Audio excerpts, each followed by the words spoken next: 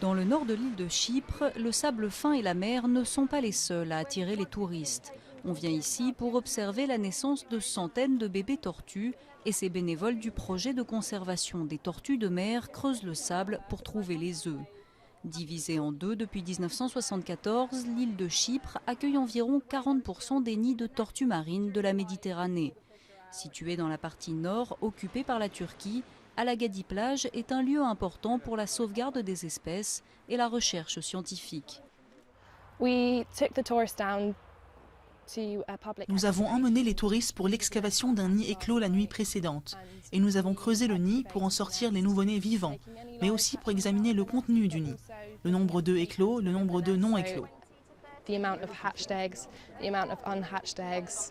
Seul un bébé tortue sur 1000 parvient à l'âge adulte. Pour ces animaux fragiles, grandes marées de printemps et prédateurs sont une menace constante. Mais le plus grand danger est encore l'homme, à cause de l'urbanisation des côtes ou de la surpêche.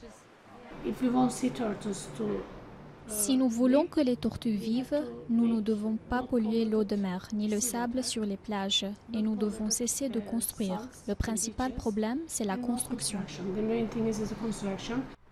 Après avoir mis au jour les nids, les bénévoles emmènent les tortues vers le centre. Là, ils recueillent des données comme le poids et la longueur de l'animal. Je sais que la plupart d'entre elles sont des espèces menacées et l'aide que ces gens-là leur apportent est géniale.